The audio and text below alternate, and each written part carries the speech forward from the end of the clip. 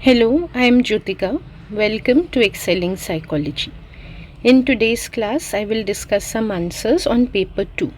Now, normally, what I do is I have some model answers and we discuss how those answers are good answers, how they will score well. Today, I'm taking a slightly different approach and I have with me some answers which are written by a student who joined me recently. And when I asked her to attempt the paper so that I could see her answer writing, this is what she submitted. I always ask my students in classes to first answer some paper or give me papers which they've already answered so that I can know what their writing style is at present, and then I can help them from there onwards to improve themselves. When I do this exercise, I get to see a lot of common mistakes that students make. So in this class, that's what I'm going to do. I'm going to present to you typical answers that students write and how those answers result in them losing marks. Okay, there are some good answers also on this paper, but largely the answers are average or below average. So this is like learning from mistakes. You can learn from your own mistakes and you can learn from others' mistakes. It's good to look at model answers, but sometimes looking at mistakes can be even more helpful because then you learn how to avoid those. Okay, so let's see. We'll learn in the process how to write the correct answers also. Beginning with the first question. From the study by Andre, describe two ways that variables were controlled or the procedure was standardized. Okay, now clearly they have mentioned we have to give two ways. And there are two slots to answer, as we always know. So here the student writes that all participants heard the same 2.5 minute tape, which is a good example. And she also says that they were given standardized instructions before listening to the tape.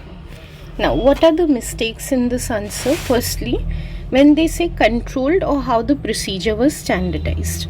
Though not compulsory, it is always good to specify what we are talking about. It's like they've given a choice. Either give variables that were controlled or give examples of standardization. Which have we selected? What choice have we made? We should be clear on that.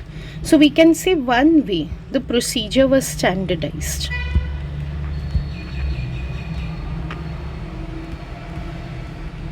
was that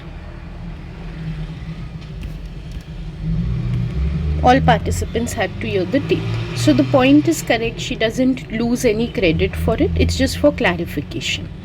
Second point which she makes is right, that they are given the same standardized instructions, but what are those instructions is what she has not specified. So here definitely I will deduct 1 mark. In fact, if you see in this study, there are two different groups. In each group, there are standardized instructions. So in fact, this point becomes a little wrong. The doodling group which is there, that group is instructed to doodle as well. That is to shade into the shapes which are given. And the other group, the control group, is not given instructions to doodle. Now, if I make a sweeping statement like all participants were given standardized instruction, that's true. But then groups were given standardized instructions differently also. So then I need to give some at least example of, okay, this group was given this standardized instruction. So for example, the doodling group, or all participants in the doodling group were given the standardized instruction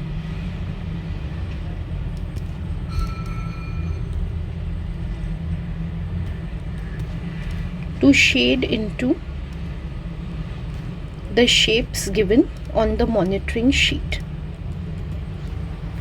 Okay. Now see, I have always maintained that standpoint that you need not go for a fixed length or you need not fill out all the lines which are given on the paper. But just think about it. When you're writing, there are so many lines given, and your answer is getting completed in one or just barely touching the second line. Don't you feel when you're writing at that time that there must be something more to it? Some more elaboration must be required. Don't aim for any length, but be conscious, be mindful of what is given on the paper. Take note of that and try to get a hint from there or from the marks that you need to speak a little more. They've allotted 4 marks for it. How will you be credited 4 marks if you're going to give something as general as standardized instruction and not elaborate on it further? Okay, so think carefully and write your answers. Let's look at the next question. From the study by Perry et al., outline what is meant by placebo, including the example from this study. Here the student writes placebo is a trial group. Placebo, as we know, is a substance. It is not a trial group. And what is a trial group? There's nothing like a trial group. So this is wrong to begin with. Which has no active effects. It is a substance which has no active effect. Not a trial group. In fact, even active effect is not very clear, but I'll say it's acceptable. It should be something like no active effect like the drug, or no medicinal property, or no drug-like effect. Means it should be very clear which effect it does not have. Now from Perry et al., she gives the example that they used saline solution in the placebo group instead of oxytocin. This is right, the example is correct. And she also says oxytocin was used in the experimental group. Again, the example could be made more clear by saying that it was intranasally administered. Still, it's not important. So the example is credit worthy. The definition is not, because the meaning has changed. Here she has confused placebo with the control group itself, which is administered placebo. So this answer will get 1. In research methods paper, though the easiest part should be when they ask you direct questions about any research method or any methodological concept, because even if you're the memorizing type of students, that textbook chapter which is on research methods, you should just memorize what are demand characteristics, what is placebo, what is control group. Still, somehow this is the very part where students lose most of their marks. Like in this answer, this was the perfect example. It shows base concepts are not clear. The student has a rough idea of what is placebo, or from what they've learned in Perry et al., that placebo group was the saline group. They're trying to make a general statement on what is placebo, but they've not really understood the concept under research methodological concepts. So make sure you know your research methods concepts well and you're able to define them with full clarity. Let's look at the next question. From the study by Pilyavin et al., describe how quantitative data was collected in the study. Without reading this answer only, just looking at the length of it, like just taking an overview, I know something is lacking. So this is how the examiner looks at the answer. Okay, the observer noted how many people helped and time it took to help. Okay, how many people helped is correct, but better language would be to say frequency of offering help,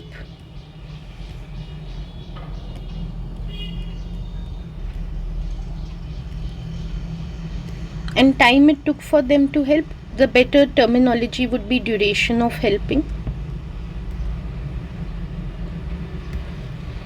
Okay, psychological terminology, I've discussed this in many other videos also, is very important. Though they credit it only in the essays, they give a separate criterion of terminology, does not mean in rest of the answers you don't need to use terminology. It is very important. So the observer, first of all, it was observers. They noted how many people helped and duration of helping. This is right. The question is how.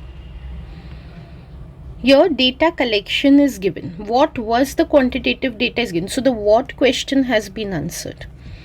But where is the how? How did they record these things? So we know that in the Pilyavin study, they were secretly making notes and they had timers with them on which they secretly used to record from the first time the person went to offer help. From the first time the victim collapsed till the first person got up to offer help. That is the how part of it, the timer, the notes, from when to when they were timing. This is just an answer to which or what is the quantitative data. So the question has not been read carefully over here. That's why it scores only 1 mark. Next is suggest one strength of collecting quantitative data in this study. It helps in comparison between the ill condition and drunk condition, therefore the study is more objective. This is incorrect. Two different strengths of quantitative data have been confused. Only one strength should have been taken, and it should have been supported with the Pilyavin study. First of all, because they have given the Pilyavin study in the stimulus, it is expected that some reference be made to that study. Contextualization should be done. So giving a general answer like, okay, comparison is there, objectivity is there, then why have they named the study? If they wanted to give general answer, then they would have just asked you what are two strengths of quantitative data. Now that's one. Secondly, these both points are not the same. Like, it's not one is the explanation of the other. One strength of quantitative data is it enables direct comparisons.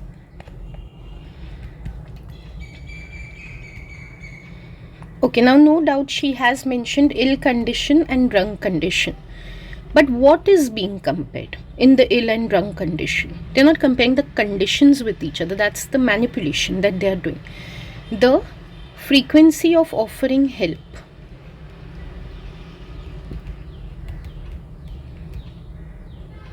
In drunk and ill conditions, that could be compared directly because it was quantitative data. Okay, that is one point we could give, or we could give the point that interpretation of data is more objective. What is more objective? The helping behavior of the passengers.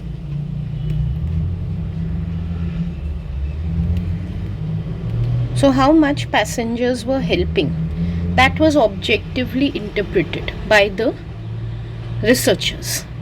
Either one of these points can be given, and ideally it should be mentioned no matter which of these points is given, that it increases validity of the findings. Next is explain what is measured by standard deviation. Okay, how dispersed the data is in relation to the mean is standard deviation. This is correct. Spread, variability or dispersion is what is measured by standard deviation. This is a separate question altogether. It is not linked with the Pilyavin scenario, so this is correct.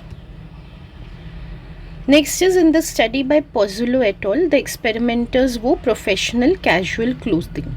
Name one example of professional casual clothing worn by experimenters in this study. Now something is very off about this answer.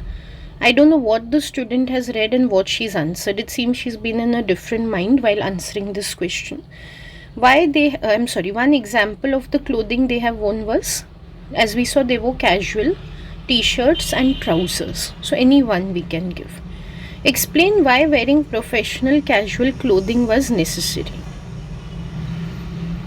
Because here she says that it's a control to standardize the experiment, as the difference in attire can make changes in the way participants react.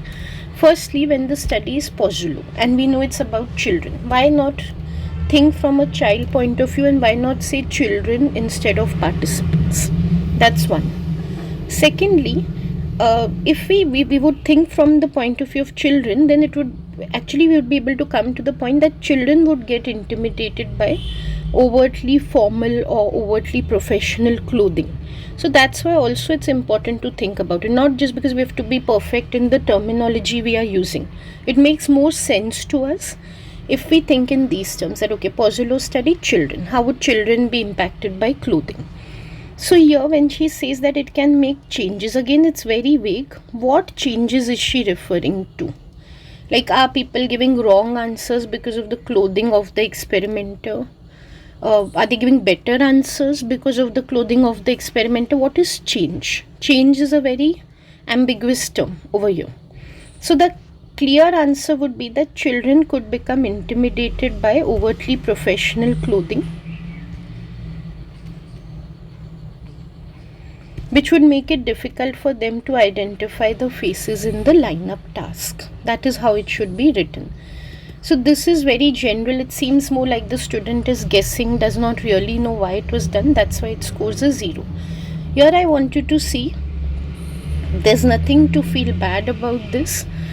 You might be one of the students who is writing answers like this, like the one you're seeing here. So more or less you might be writing similar answers, because I have come across lots of students writing generic answers, and then they come and tell me, how come I got a D? How come I got ungraded answers? What happens is they do their full AS with a lot of overconfidence. Then they come to me for A levels because they find that the portion is tough, and by the time that their results are released for AS, then they realize, oh, they have done very badly in that, whereas they were expecting very high grades. Now can you see, it's not about just writing anything, it's not about writing 2 or 3 words from the study, it's writing the correct things from the study, relevant things. This is how you lose marks in the paper. That's why I told you can learn better even from mistakes more than model answers, because this might be reflective of what you are doing in the paper. And this is not to criticize you or the student who's written these answers. This is to show you and to make you aware where you lose marks, and indeed you can score very low in psychology. Don't underestimate the subject. Just because it looks like it's easy to understand from the textbook, understanding does not translate into answers. In fact, many of the times understanding is at a very superficial level. That's what you realize when you see the question and you don't know how to answer.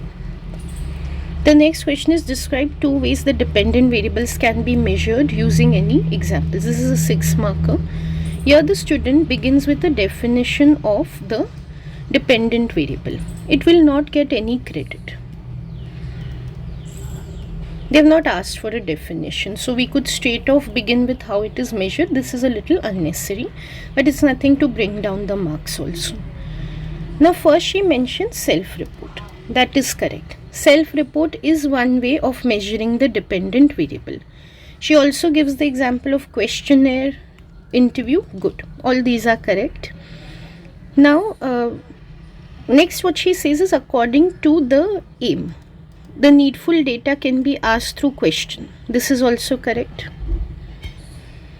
Then she gives the example of Baron-Cohen study. They use the scores by participants in the ICE test to identify social sensitivity, and they use the autism question scores to test the intensity of autism the participant has. This is good.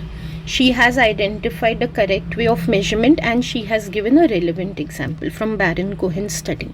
So here definitely she'll get 3 marks.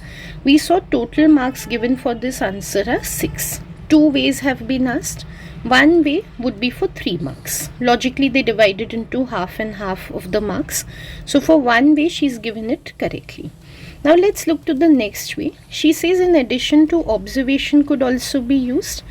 And she gives the example of Hassett et al. Study where the monkey's interactions with toys were observed to come to a conclusion. This example is a little weaker. Again, the example is relevant. She's identified the method also correctly, observation. But one thing is, in self-report, when she has elaborated more, like they can ask questions. Why in observation she has not elaborated more? Why has she not said that they can study or they can watch and record the behaviors?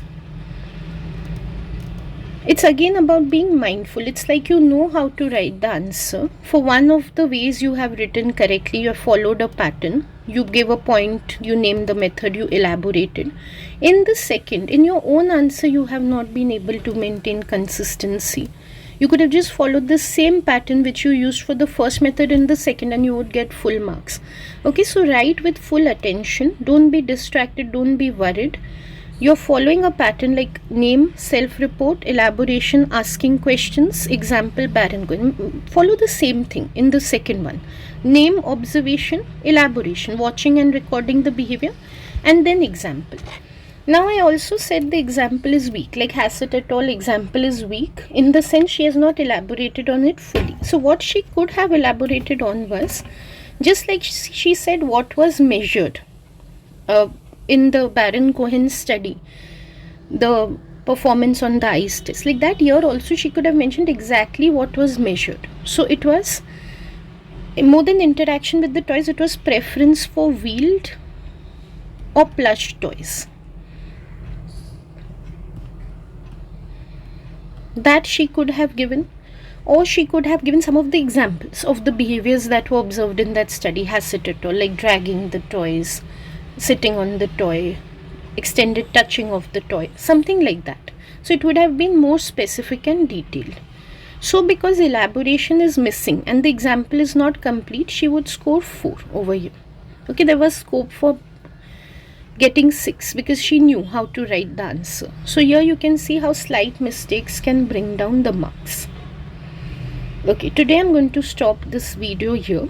We have seen how course study questions can be answered in paper 2 and what are the common mistakes made. In the same way, in the next class we will discuss how unseen scenarios can be answered and what type of mistakes students tend to make over them.